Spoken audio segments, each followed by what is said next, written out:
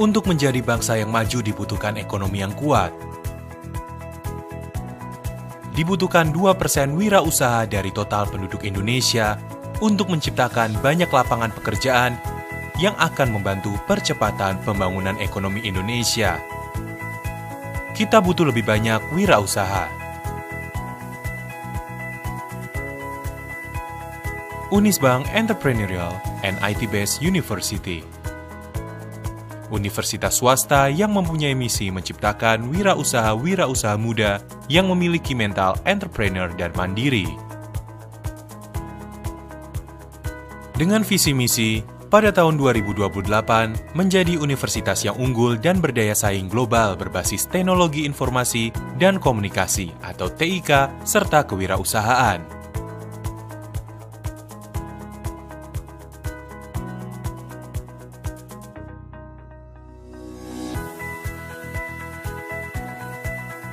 Unisbank memiliki 10 program studi dalam 6 fakultas yang akan mendidik calon-calon entrepreneur muda.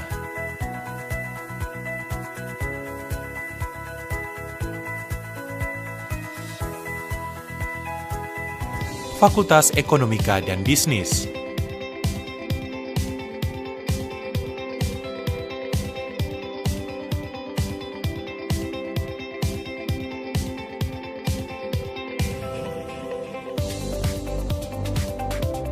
Fakultas Teknologi Informasi.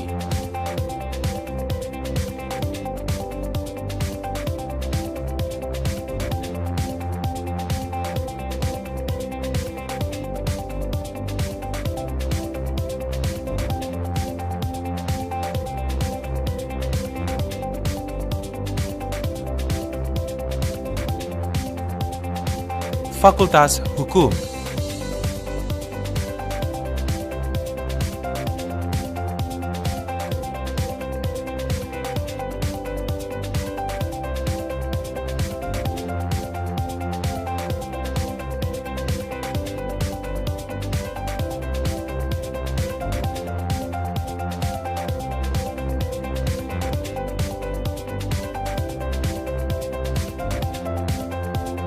Fakultas Bahasa dan Ilmu Budaya.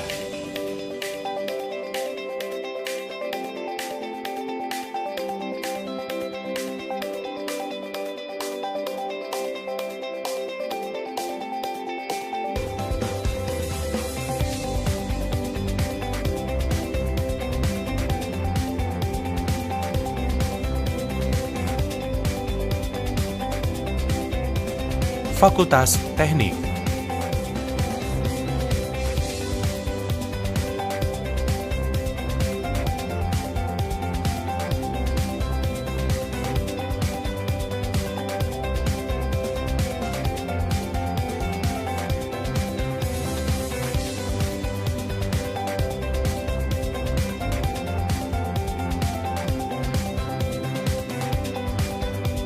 Fakultas Pariwisata.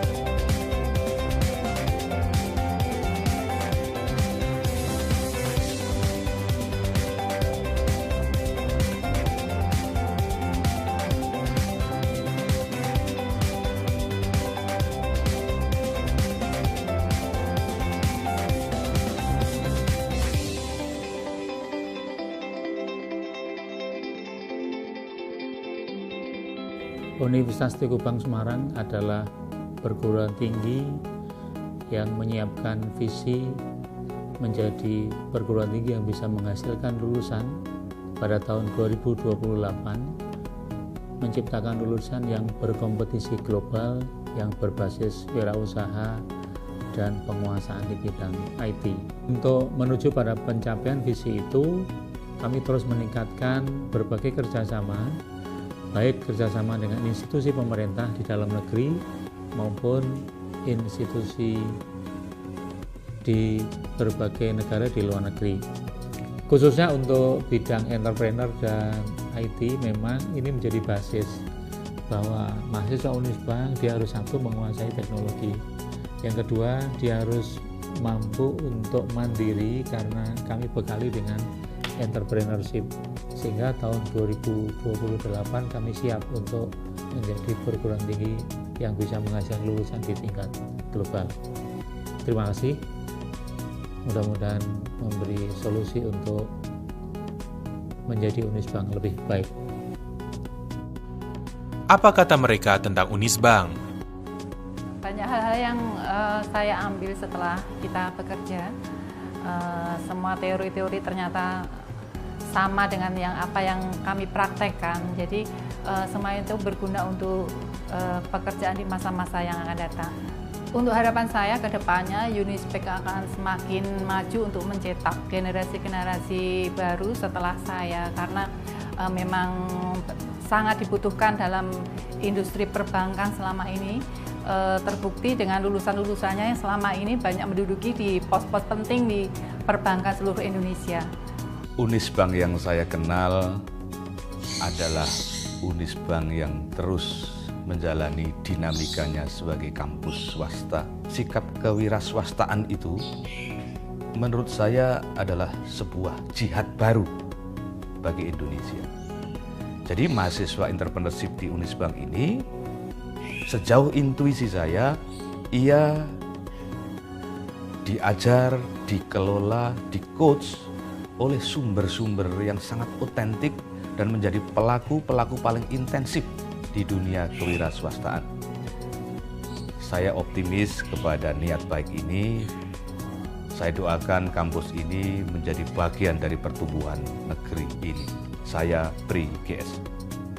Dalam berkuliah di Unisbank sangat membantu dalam pengembangan usaha saya, karena di Unisbank sendiri terdapat beberapa program untuk kewirausahaan yang bisa saya ikuti, dan kemudian kami juga mempunyai beberapa link untuk mengembangkan usaha baik di bidang pemasaran maupun di bidang produksi.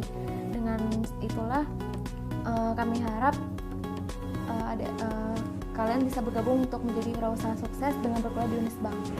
Bicara entrepreneurship Jawa Tengah, saya rasa nggak bisa lari jauh-jauh dari Unisbank. Unisbank ada di garis depan bersama-sama dengan Kadin Jawa Tengah, bersama-sama dengan pemerintah daerah Jawa Tengah untuk membuka network, untuk mengembangkan pasar bagi teman-teman UKM. Dan pada saat ini saya rasa Unisbank bukan hanya bicara entrepreneurship, tapi juga bicara creative entrepreneurship, dan selalu bersinergi dengan kami, Kadin Jawa Tengah, ke depan untuk membuat UKM berkualitas global dari Kota Semarang dan dari Jawa Tengah pada khususnya. Unisbank Entrepreneurial IT-Based University.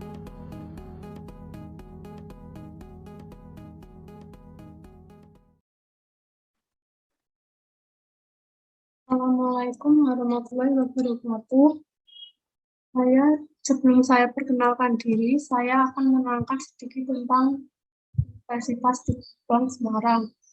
Universitas Bank Semarang merupakan perguruan tinggi yang terletak di Kota Semarang, Jawa Tengah.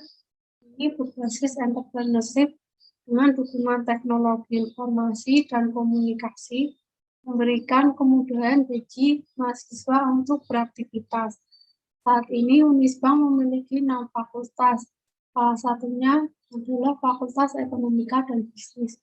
Fakultas Ekonomika dan Bisnis mempunyai 3 program studi, yaitu yang pertama S1 Manajemen, yang kedua S1 Akuntansi, dan yang ketiga D3 Keuangan dan Perbankan.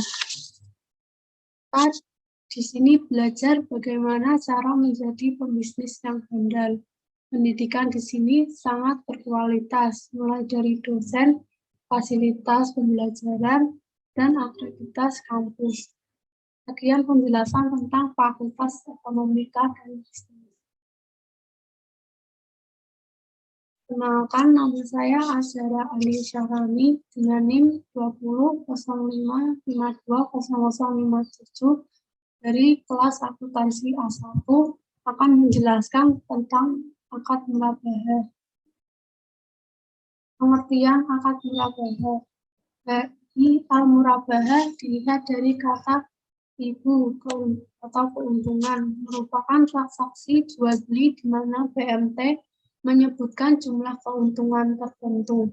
Dalam bai al-murabahah, BMT bertindak sebagai penjual dan di pihak customer sebagai pembeli, sehingga harga beli dari supplier atau produsen atau pemasok ditambah dengan keuntungan BMT sebelum dijual kepada customer. Murabahah adalah akad jual beli barang dengan harga jual sebesar biaya perolehan yang ditambah keuntungan atau margin yang disepakati dan penjual harus mengungkapkan biaya perolehan barang tersebut kepada pembeli. Definisi ini menunjukkan bahwa transaksi murabahah tidak harus berbentuk pembayaran tangguh atau kredit, melainkan dapat pula berbentuk tunai setelah menerima barang, ditangguhkan dengan mencicil setelah menerima barang, ataupun ditangguhkan dengan membayar sekaligus di kemudian hari. Pembiayaan akad murabahah. Dewan Syariah Nasional Majelis Ulama Indonesia atau DSN MUI mengeluarkan fatwa nomor 13 DSN MUI dan 2000 tentang uang muka dalam murabahah. Menurut fatwa DSN nomor 13 tersebut, para ulama sepakat bahwa meminta uang muka dalam akad jual beli adalah boleh. Oleh karena itu, LKS dibolehkan untuk meminta uang muka dalam akad pembiayaan murabahah kepada nasabah apabila mereka sepakat. Dalam sistem akuntansi, potongan pelunasan piutang murabahah yang diberikan kepada pembeli yang melunasi secara tepat waktu atau lebih cepat dari waktu yang disepakati diakui sebagai pengurang keuntungan murabahah. Syarat dan ketentuan. Syarat-syarat akad murabahah yang harus dipenuhi antara lain: yang pertama, penjual memberitahu biaya barang pada nasabah. Yang kedua, kontrak pertama harus sesuai dengan hukum yang diterapkan.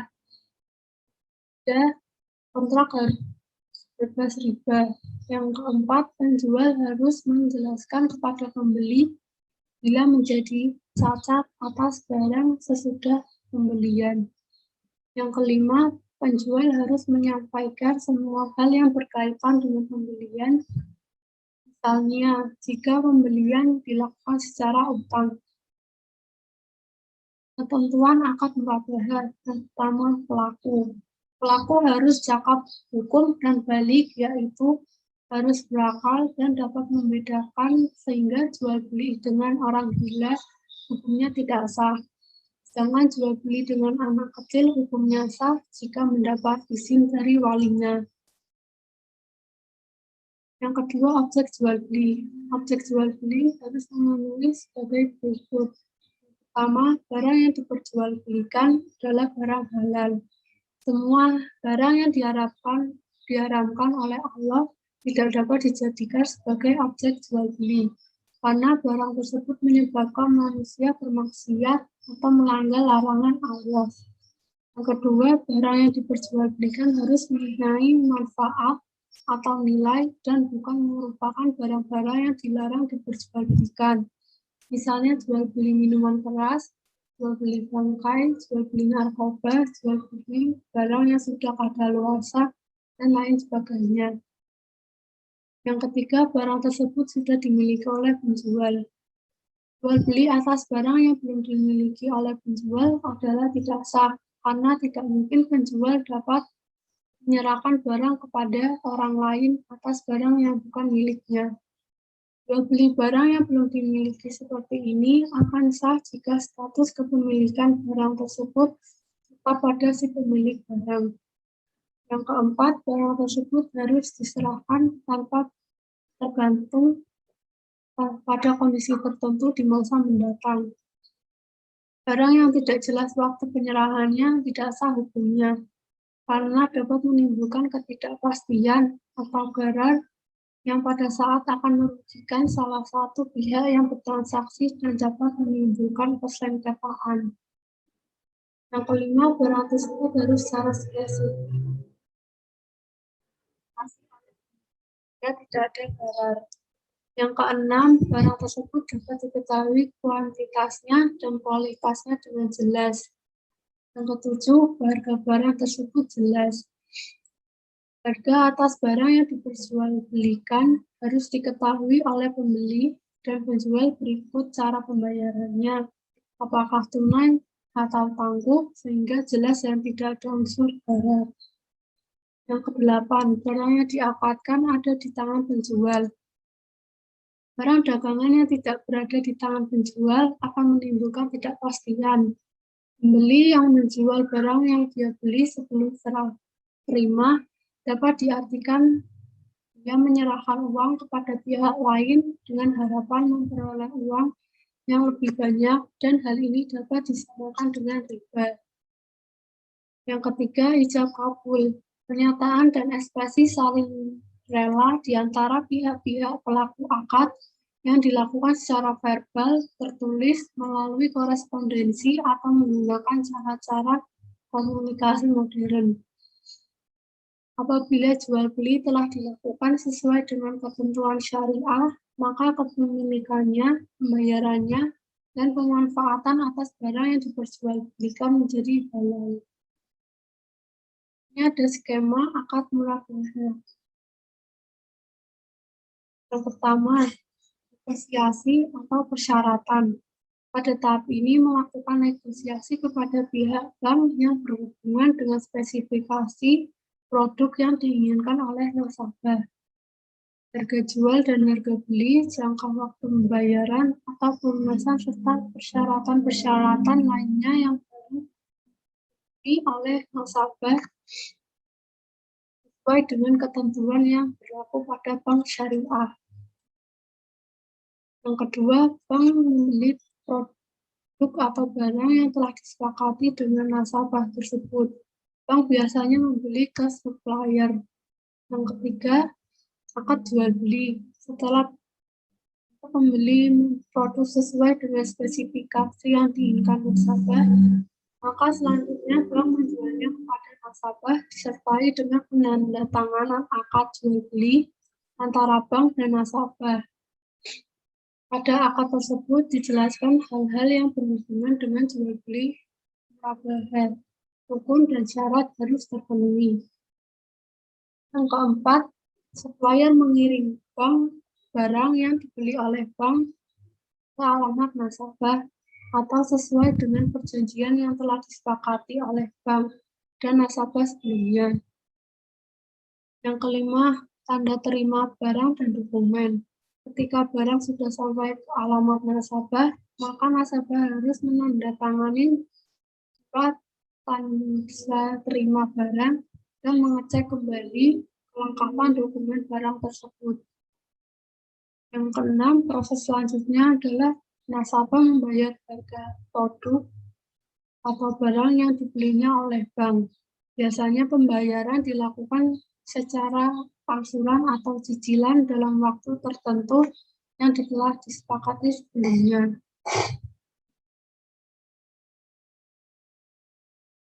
Ini ada jenis akad murabahah.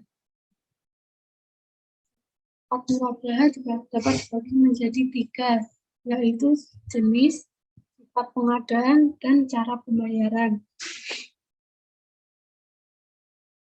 Dilihat dari jenis murabahah dapat dibagi menjadi 2, yaitu murabahah tanpa pesanan.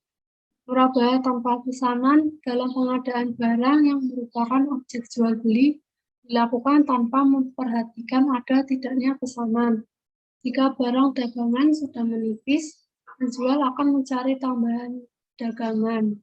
Pengadaan barang dilakukan atas dasar persediaan minimum yang harus dibeli negara. Yang kedua, murabahah berdasarkan pesanan.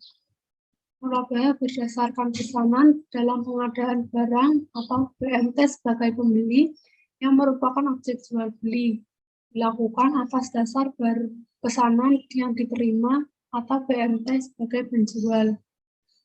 Apabila tidak ada pesanan, maka tidak dilakukan pengadaan barang.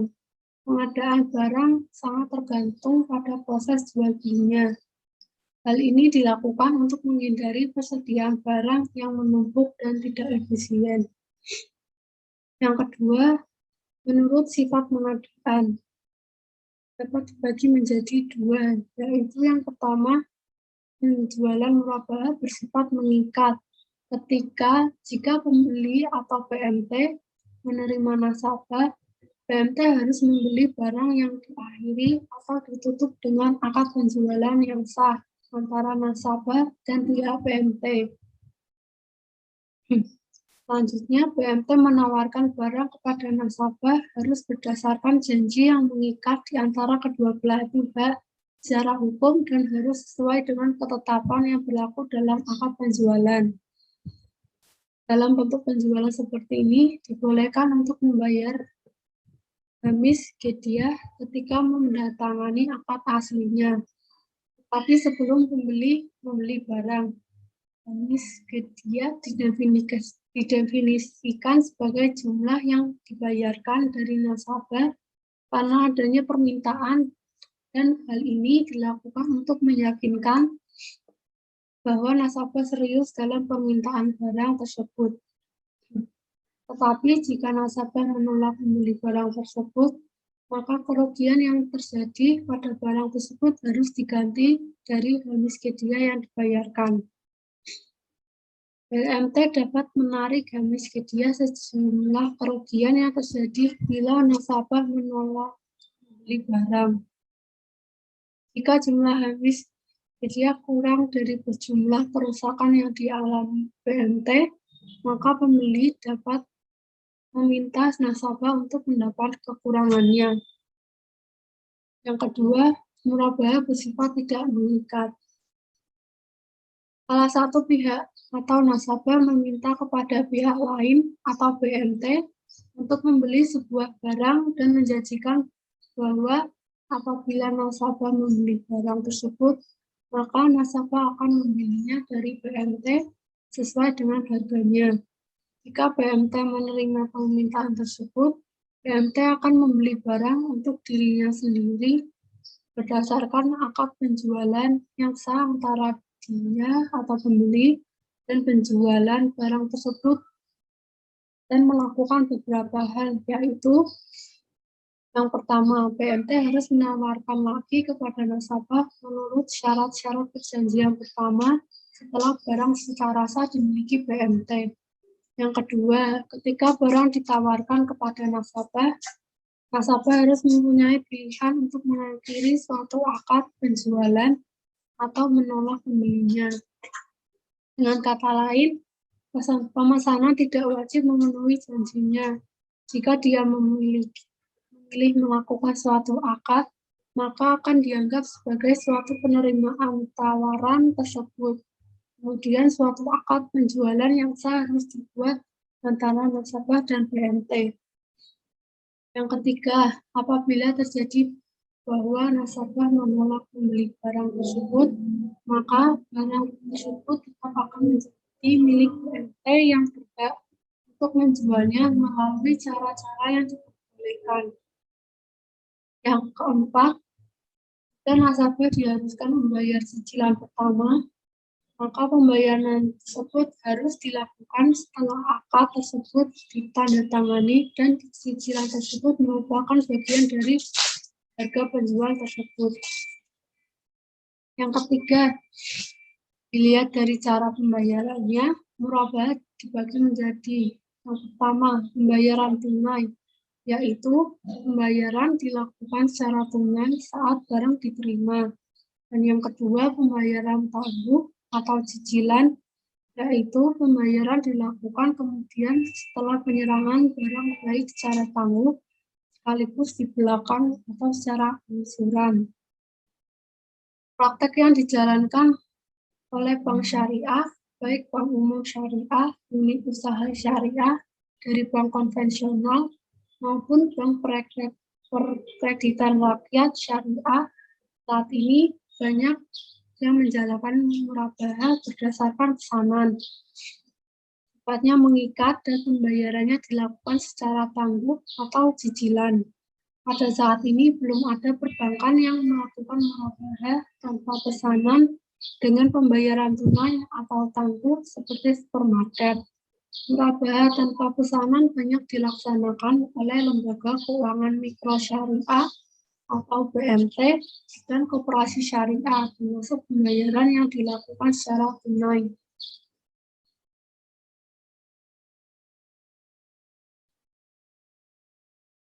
PSAK 102.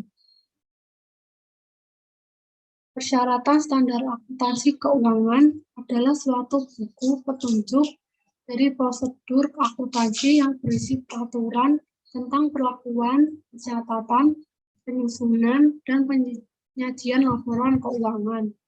Pernyataan ini bertujuan untuk mengatur pengakuan, pengukuran, penyajian, dan pengungkapan murabahah. Pengakuan dan pengukuran aset murabahah. Pengakuan saat perolehan aset murabahah diakui sebagai persediaan sebesar biaya perolehan. Pengukuran aset murabahah setelah perolehan adalah sebagai berikut. Yang pertama, jika murabahah pesanan meningkat, maka dinilai sebesar biaya perolehan. Dan jika terjadi penurunan nilai aset karena uang rusak atau kondisi lainnya sebelum diserahkan ke nasabah, penurunan nilai tersebut diakui sebagai beban dan mengurangi nilai aset. Yang kedua, jika murabahah tanpa pesanan atau murabahah pesanan tidak meningkat, maka dinilai berdasarkan biaya perolehan atau nilai bersih yang dapat direalisasikan. Mana yang lebih rendah, dan jika nilai bersih yang dapat direalisasikan lebih rendah dari biaya perolehan, maka selisihnya diakui sebagai kerugian. Diskon pembelian aset murabahah. Jika terdapat diskon pada saat pembelian aset murabahah, maka terdapat beberapa alternatif perlakuan, diantaranya adalah sebagai berikut. Yang pertama, diskon pembelian aset murabahah diakui sebagai pengurang biaya perolehan aset murabahah, dan jika terjadi sebelum akad murabahah.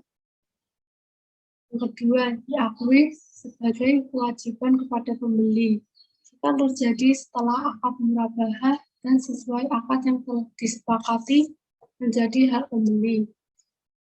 Yang ketiga, diakui sebagai tambahan keuntungan murabahah jika terjadi setelah akad murabahah dan sesuai akad menjadi hak penjual. Yang keempat, diakui sebagai pendapatan operasi lain jika terjadi setelah akad murabahah dan tidak diperjanjikan dalam akad. Piutang murabahah. Piutang murabahah diakui sebesar biaya perolehan aset murabahah ditambah keuntungan yang disepakati. Pada saat akhir periode laporan keuangan, piutang murabahah dinilai sebesar nilai bersih yang dapat direalisasi, yaitu saldo piutang dikurangi penyisian kerugian piutang. Keuntungan murabahah. Yang pertama, keuntungan murabahah diakui pada saat terjadinya penyerahan barang jika dilakukan secara tunai atau secara tangguh yang tidak melebihi 1 tahun. Keuntungan murabahah diakui selama periode akad sesuai dengan tingkat resiko dan upaya untuk merealisasikan keuntungan tersebut untuk transaksi tangguh lebih dari 1 tahun. Metode berikut ini digunakan dan dipilih yang paling sesuai dengan karakteristik resiko dan upaya transaksi murabahahnya. Keuntungan diakui saat penyerahan aset murabahah. Metode ini diterapkan pada murabahah tangguh, di mana resiko penagihan kas dari piutang murabahah dan beban pengelolaan piutang serta penagihannya relatif kecil.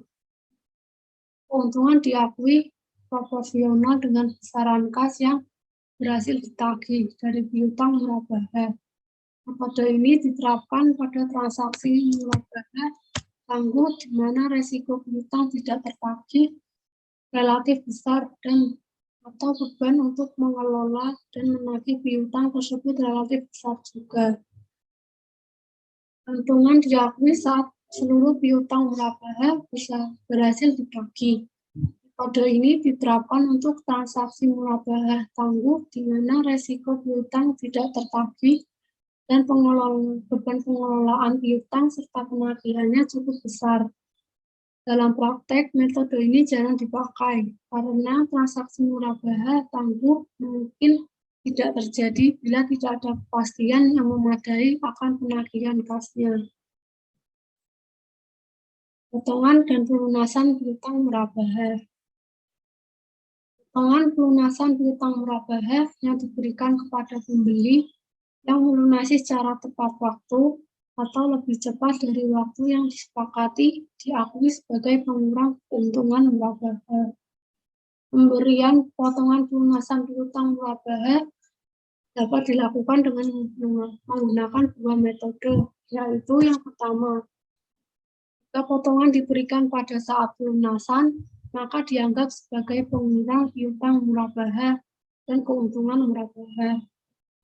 Yang kedua, jika potongan diberikan setelah pelunasan, yaitu menjual menerima pelunasan piutang dari pembeli dan kemudian membayarkan potongan pelunasannya kepada pembeli.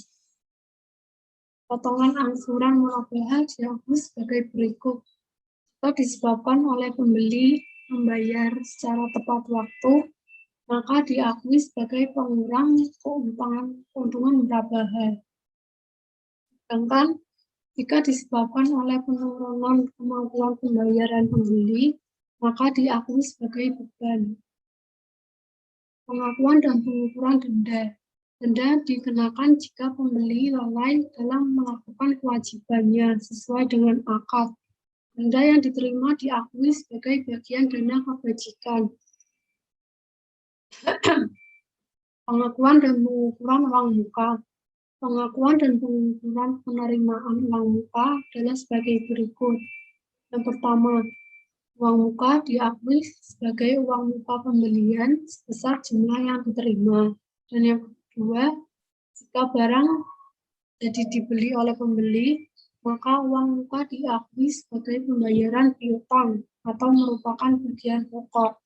Yang ketiga, jika barang total dibeli oleh pembeli, maka uang dikembalikan kepada pembeli setelah diperhitungkan dengan biaya-biaya yang telah dikeluarkan oleh penjual. Penyajian transaksi murabahah di laporan keuangan tergantung pada rekening yang terpengaruh oleh transaksi murabahah. Berikut adalah penyajian rekening-rekening yang berkaitan dengan transaksi murabahah. Pertama, disajikan sebesar nilai bersih yang dapat direalisasikan, yaitu saldo piutang murabahah dikurangi penyisian kerugian piutang. Yang kedua, margin murabahah tangguhan disajikan sebagai pengurang atau kontra akun piutang murabahah. Pengungkapan berdasarkan PSAK 102, Lembaga Keuangan Syariah sebagai penjual mengungkapkan hal-hal yang terkait dengan transaksi murabahah, tetapi tidak terbatas pada harga perolehan aset murabahah. Janji pemesanan dalam murabahah berdasarkan pesanan sebagai kewajiban atau bukan, dan pengungkapan yang diperlukan sesuai PSAK 101 tentang penyajian laporan keuangan syariah. Bagian dari penjelasan saya tentang angka murabahah. Sedikit kata dari saya. Tidak ada mimpi yang tidak dapat kamu capai. Setiap mimpi dapat menjadi kenyataan. Pergi ke bulan misalnya, itu bisa menjadi kenyataan jika kamu berusaha keras.